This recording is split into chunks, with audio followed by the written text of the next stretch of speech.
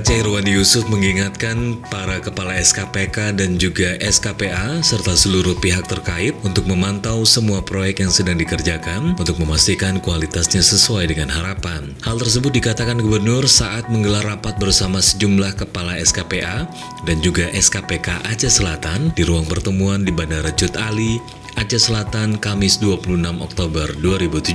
Sesaat setelah Gubernur mendarat di bandara tersebut dalam perjalanannya dari Kabupaten Semelu. Rapat tersebut digelar sesaat sebelum Gubernur meninjau sejumlah proyek di kabupaten itu. Gubernur meminta penjelasan terkait proyek-proyek yang sedang dikerjakan di kabupaten tersebut. Para pejabat terkait juga diminta menjelaskan secara detail perkembangan pembangunan dan juga kendala yang dihadapi. Setelah itu, Gubernur Aceh langsung memantau sejumlah pembangunan proyek yang menggunakan anggaran Otsus APBA 2017 di pedalaman Kabupaten Aceh Selatan di kawasan Trumon. Di antaranya adalah pembangunan jembatan tebing tinggi dengan nilai kontrak 2,3 miliar lebih, sebagaimana tertera pada papan informasi yang terpajang di lokasi. Pembangunan jembatan tersebut dimulai pada 20 April 2017 dan ditargetkan selesai pada pertengahan November 2017. Irwandi meminta pelaksana dan juga pengawas proyek tersebut dapat terus memacu pengerjaannya sehingga cepat bisa difungsikan secara maksimal. Saat ini di lokasi tersebut dibangun jembatan darurat sebagai alternatif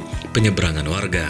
Gubernur juga meninjau pembangunan Jalan Trumon Bulosoma, Kuala Baru, Singkil dengan nilai kontrak 18 miliar lebih. Setelah menyelesaikan peninjauan di Aceh Selatan, Gubernur selanjutnya melanjutkan perjalanan ke Kabupaten Singkil. Di sana Gubernur meninjau pembangunan jembatan Kuala Baru Sungai, Kecamatan Kuala Baru, Kabupaten Aceh Singkil dengan nilai kontrak 4,9 miliar lebih.